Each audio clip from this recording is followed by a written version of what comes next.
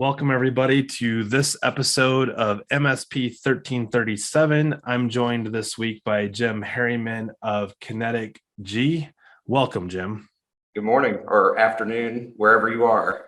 I am on the side of it is afternoon, so I think we're both on afternoon. Okay, good deal. So I wanted to we'll just start with, what's this episode about? And so this episode, I think, is part of what I think is like a future, maybe even a series of episodes that I think could really drive home. So today's title is MSP client risk. We talk about risk all the time, but I don't know that we ever talk about it in the context of cybersecurity as the sole focus. We often grade clients on things like, A, B, or C tied to how quick are they to pay? Are they a difficult client to work with? Do they take recommendations well? But by and large, and I think this is where you and I started talking, when we come down to brass tacks and risk, this is a whole new arena. And a lot more is at stake than saying they pay on time or not. So walk me through, because you started this conversation the other day. You made a statement about clients that you're getting rid of or have gotten rid of as a result of their not wanting to be cyber secure or secure. So talk to me a little bit about that process and this idea that says, when you look at your client portfolio, who are the clients in that stack? I think that this is what you're getting to, correct me if I'm wrong, that are a risk to you, the MSP. Yes, I mean, just to give you an example, I mean, over the last several years, we have been implementing things, and we're not even really talking about things that are necessarily going to cost the client money, right? Really, it's costing us our time. And we're saying, look, because we want to keep you protected, and because we believe that this is the right thing for you to do, we are recommending that you turn on MFA, right? Get that done. I mean, that's a given, and so during that process, we ran into some blowback from clients that did not want to turn it on, or were operating with multiple shared email addresses, or doing things like that we're just like, I understand why you did it when you did it, but let's think outside the box and try and do something else. And they're like, no, we can't change anything. We can't do anything. And after multiple conversations with my staff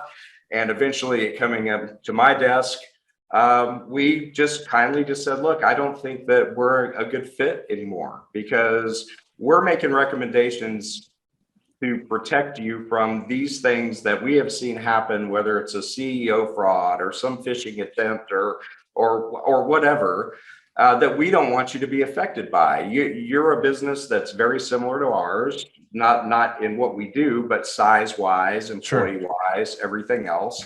And you've hired us to help you navigate this space. And so, why won't you do it? Well, it's inconvenient and it's going to frustrate our users. And I'm just like, well, I'm sorry, but because of this, we can't continue to work with you unless you decide to do it. And a few of them finally said, well, if you're going to be that way about it, then yeah, let's do it. Sure. Because, but there were a few that were like, yeah, we'll find somebody else. And I'm like, I don't know anybody who's not going to recommend this to you. So I can't even give you a referral. Right. Like, hey guys, just want to send some guys your way. They're really risky. They spend a lot of money on you, but at the end of the day, they're just going to bring everybody down with them.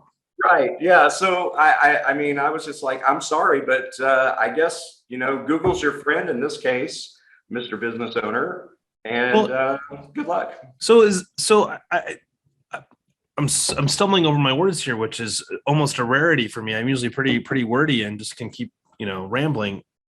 I'm sort of dumbfounded with what you're saying, because, and maybe I'm wrong with this statement here, but isn't the entire premise of hiring a managed service provider is to address IT security, anything relevant technical from a technical standpoint to an environment that needs to be stood up so that I can be productive as a whatever vertical I'm in, and I don't have the expertise in house.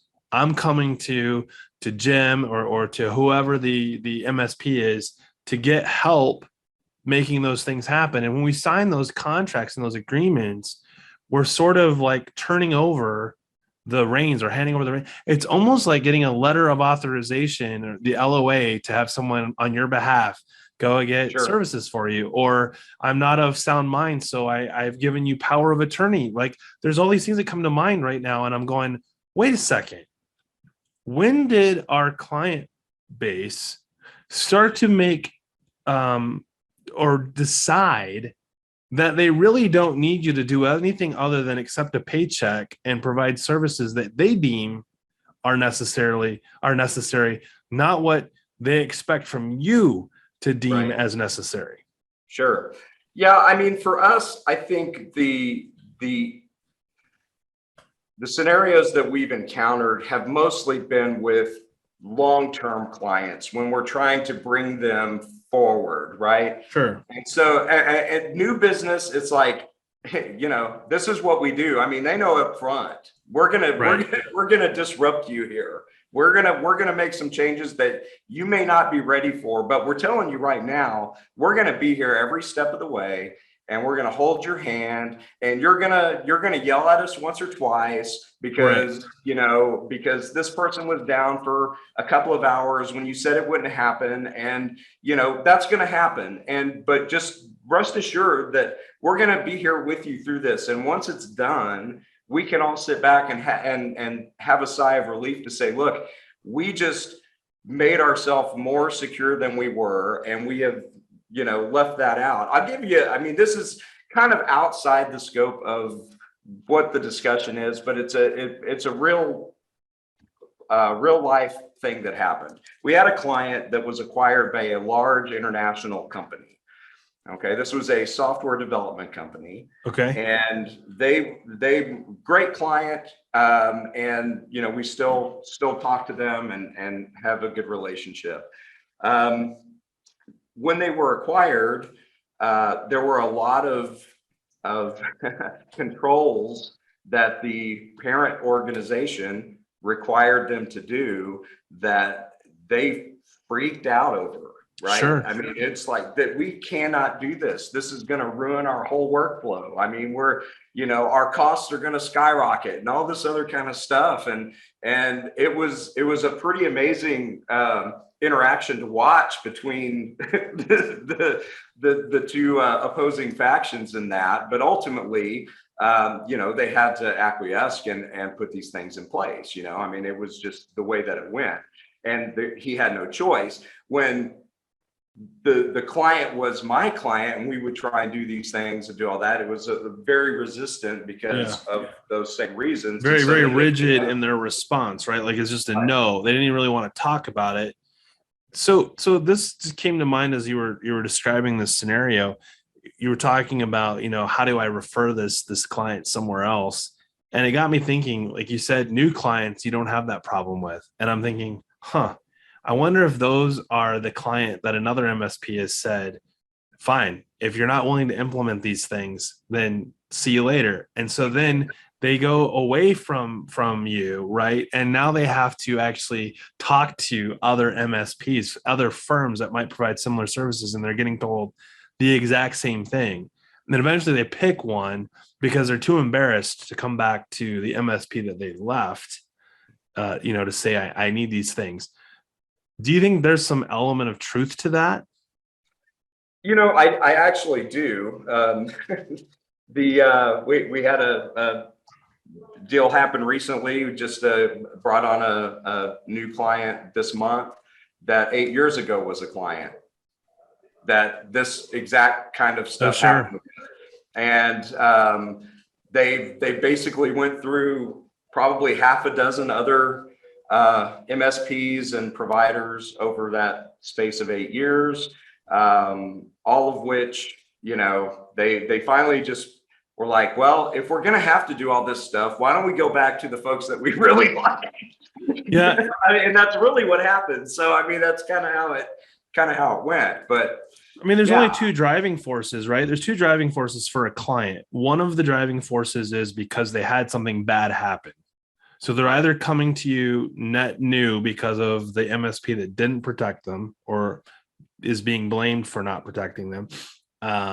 Or the second one is I've shopped around, and even though I don't want to do what you're telling me to do, you're the lesser of the two evils. I mean, because really it's sure. They're actually telling themselves, I'm only doing this because I have to, not because I want to, not because I should, not because it's best for my clients, not because it's best for my employees, but because you told me to, and I don't have any other choices. Like the free will or the freedom to choose is being taken away. Yeah, So for sure. so going back to where this all started with you making the statement that some clients just aren't a good fit because they're risky to me or to you as the MSP. And if you remember the conversation, there were a couple of people like, well, I can't just turn away business or tell a client to go away. You know, they're paying me money. So talk me through that a little bit, because when I was running an MSP that was said to me unrelated to cybersecurity, and it was, if the client's not willing to do what you're telling them to, or they don't pay on time, how much effort are you putting into, instead of say the net new revenue, which raises the question, is this a rip the band-aid off and axe the client, or is it a build revenue around so that when you rip that band-aid off, it's not so bad because you've got a revenue stream that's covering the gap? Yeah, I mean, that's always hard, and I know. I mean, I still feel like we're small compared to a lot of other MSPs. I mean, we're Sure. 12 employees. That's what we are. I can say when we were 3 employees, I functioned in the whatever business I can get, I'm going to take, and I'm going Right. to, eat some crow along the way, Sure. and get pushed around a little bit because I've got to pay my dues, Right. right? Yep. But I do think there comes a time where we've paid our dues, okay, and we've set our standards, and we've got to maintain those standards. And if we can't maintain those standards, it's like, look, I'll give a client every opportunity. I mean, there Sure. was one I wrote along 3 to 5 years of trying to get them to move into Yeah. things, right? But finally, it was just like, it's like, how long are you going to let a client not pay you, right? That's a I very mean, good point. and so that's kind of become my mindset. Whatever my threshold is, I've tried to make it consistent now, to where in the past, 90 days was my threshold on getting paid, right? That was my threshold before we had a real problem. And so nowadays it's like, if we're making recommendations, I mean, maybe I'm looking at a 6-month period as opposed to a 3 to 5 Yeah. year period, to where we actually see some things happen. And I'm willing to phase things in. And I think we all should be willing to, because not everybody can take the whole chunk at once, Right. right? For Yeah. multiple, and not even just from a financial perspective, but just from the overwhelming of everything is changing, right? You can't change too many things at Well, once. there's consequences to every control you implement, whether Yeah, or not they absolutely. are like, deal break. So I'll give you one that's, I think, in that vein. So I've worked with clients where implementing two-factor authentication seems trivial. Whether it's Google Enterprise or Google Workspace or Microsoft, doesn't matter. Most of the products and services out there have a pretty easy toggle as the user consuming those services. As the MSP or an administrator managing those services, turning on two-factor authentication can cause an immediate, I can't log in anymore. And now you're spending all of your energy undoing what you did to get someone back into the environment. And that balancing act I have found to be almost crippling, when you realize that, like, surprise, a lot of people still don't understand what 2FA or multi-factor authentication actually is, what it does, and why it's important to their business. So as you're going through this like risk reduction process, whether it's a complete client, axing, have you had scenarios where instead of axing the client, you might narrow the scope of services? We have certainly done that. Actually, we've redone a lot of our agreements and statements of work and things of that nature, and so it gives us an opportunity to kind of layer things in a little bit more and really kind of set those expectations as to what we're doing. I mean, we've implemented a whole checkbox system. Sure. So this is the list of services that we provide. If it's checked, that's what we're doing, and that's what we're held responsible for, right? Everything else is not. And so, I mean, there is that. And then there's the, I've actually gotten to the point, I was asking this in our peer group once, how many people have actually asked your client for a proof of their cyber liability insurance policy? Yeah, that's a good one. Right. I think we've had that conversation before. Like, I'm carrying a lot of burden by Yeah, being the MSP. What part of this burden is my client carrying themselves? sure. I mean, we work with a lot of construction companies, and part of their process with their, subcontractors Yep. and everything else is proof of their liability insurance, proof And that whether or they not they're bonded.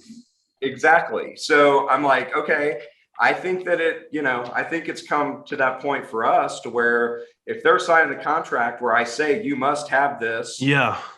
then I need you should show me proof. The same way that I'm giving you evidence that I went through an audit, right? That shows that I have these controls in place in my business.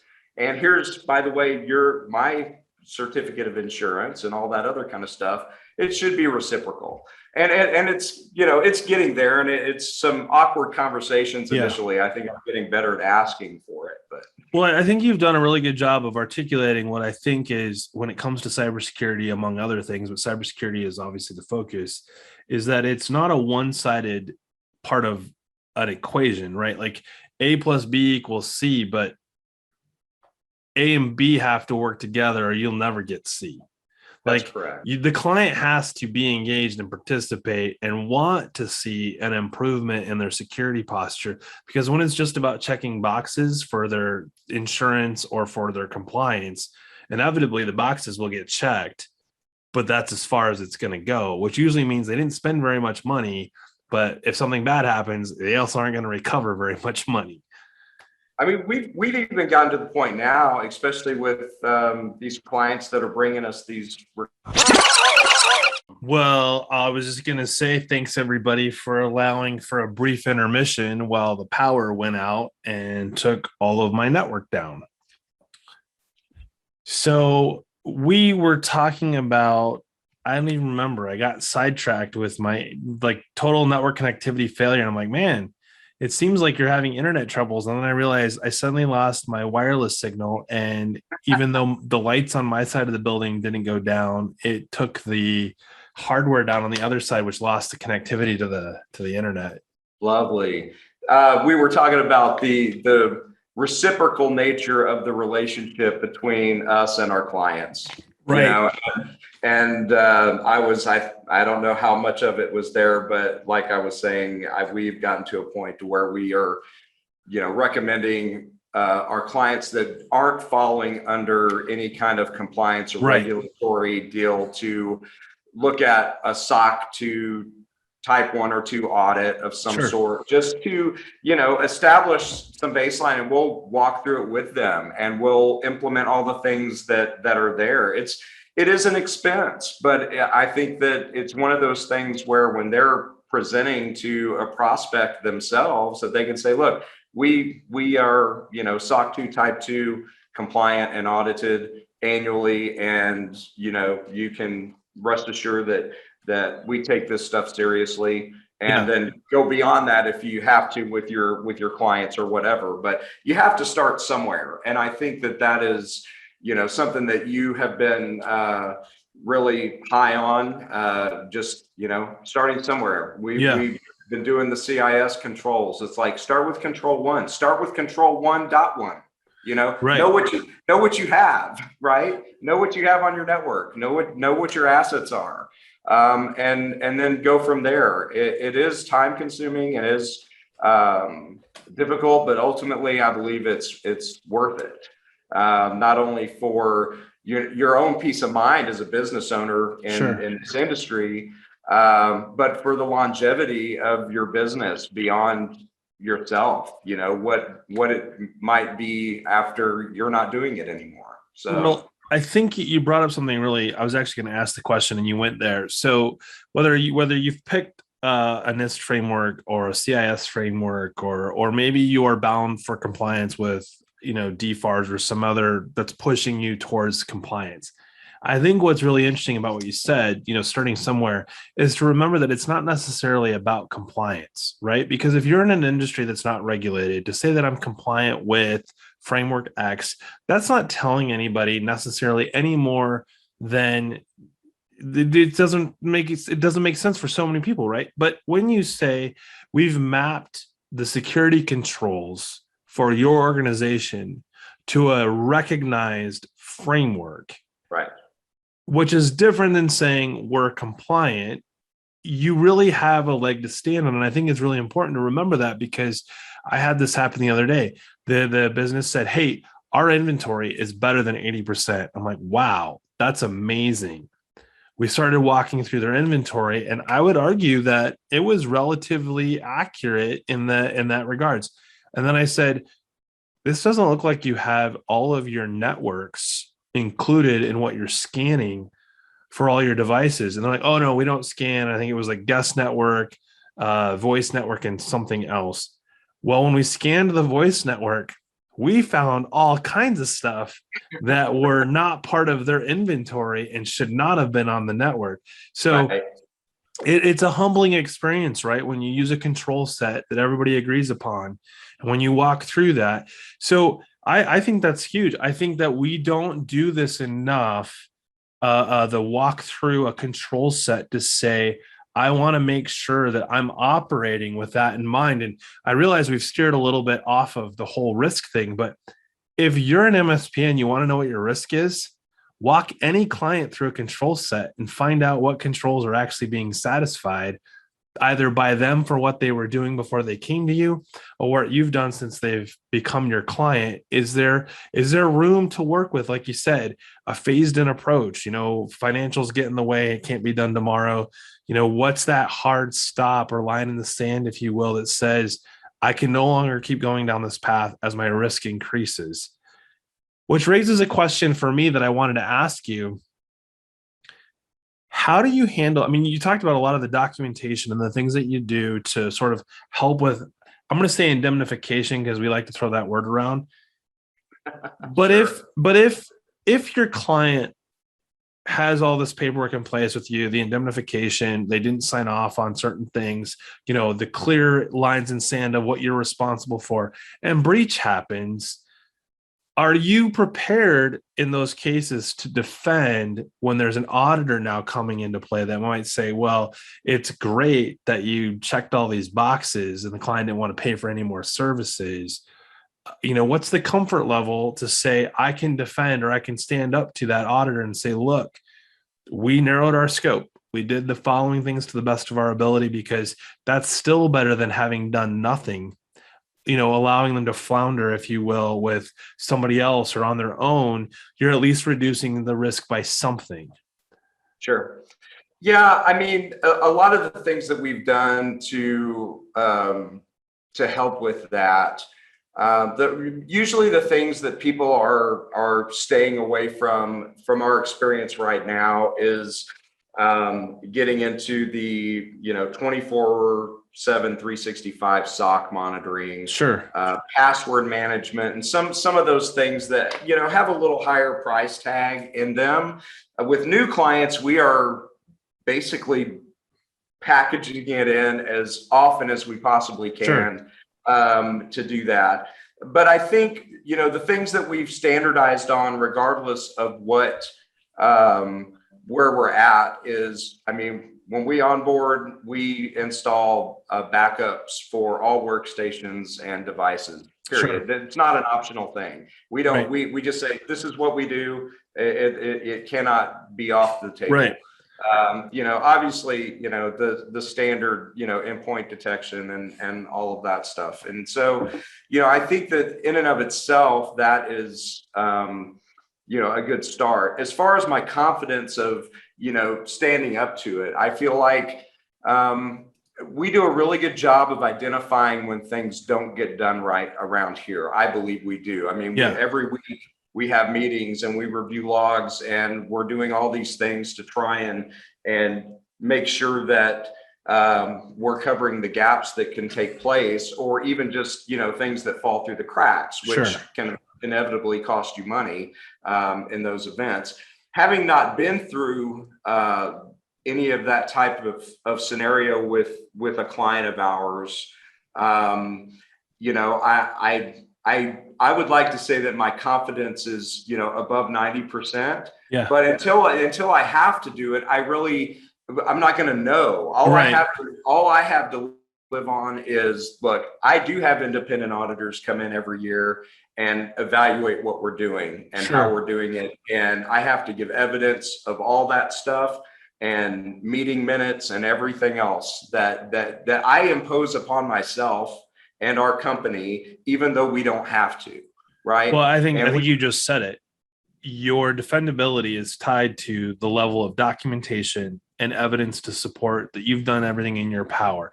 To say that really what you're saying too is running away, or I shouldn't say the running away is bad. That makes you look like that you're running away.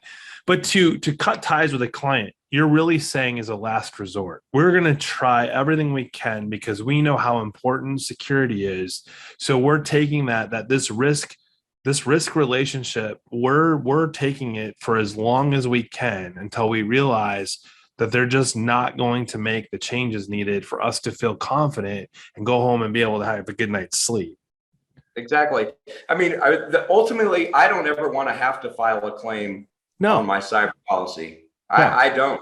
And if I feel like that a client and their unwillingness to progress the way that I feel like and our team feels like they need to do, then ultimately that becomes a risk. And a risk that I'm going to have to file a claim, and then my insurance rates are going to go up, and that I could become uninsured, and then am I even in business anymore? Right. Well, yeah. Before we wrap this up, I wanted to ask one other question, because you really opened the door for this. What you're describing is kind of like renting a car and being the only one that signs off on being the driver, and then letting somebody else drive the car. Right. And it's not somebody that you just said, oh, well, hey, if you're going that way, I just rented this car. If you pick me up groceries and come back, that'd be great. And then the car never comes back. You know, you have this entire burden of responsibility that's tied to just not following the rules that were set in place by the rental car agency. Because, oh, wait, they've probably been through some variation or similar scenario that says there's a reason why when you sign off on driving this car, you're the only one that's going to drive it. Right. Absolutely. And I think I think that's the goal for most of us, that we want to be the only ones driving the technology for our clients. Right. Yeah. And we want them to do that, because ultimately we do feel responsible, even whether legally or insurance wise, it comes down that we're responsible or not, really doesn't matter. I think we all have that feeling inside that we are responsible and that we take pride and ownership in the work that we're doing.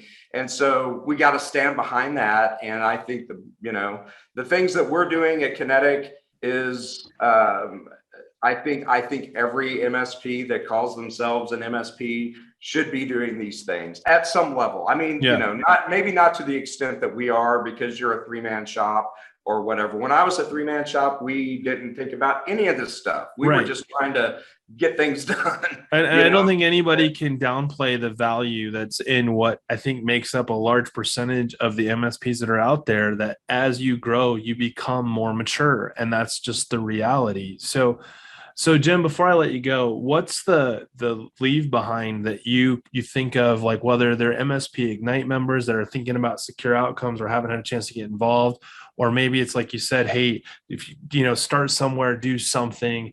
What's the one thing that comes to mind? Because I think you've talked about some of these things in the past and on this call of like where Kinetic is at and why you've made some changes in the way you're connecting with your clients. I mean, you said one thing that I think is critical, and that is reciprocal relationship when it comes to owning cybersecurity and improving that posture.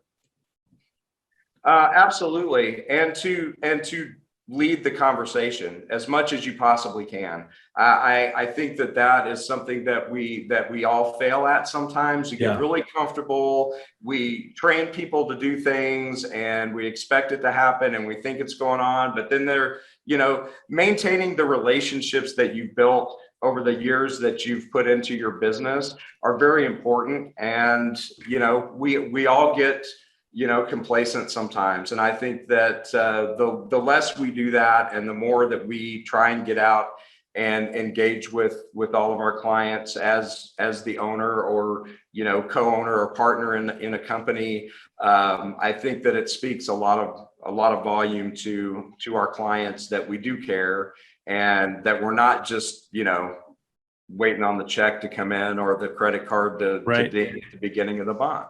I think to a large degree, I think that's I don't want to speak for everybody, but I think the majority of MSPs, the whole premise behind why we got into the space in the first place was to help people specifically with technology needs. So I appreciate it as always, Jim. For those of you listening to MSP 1337, thanks everyone, and have a great week.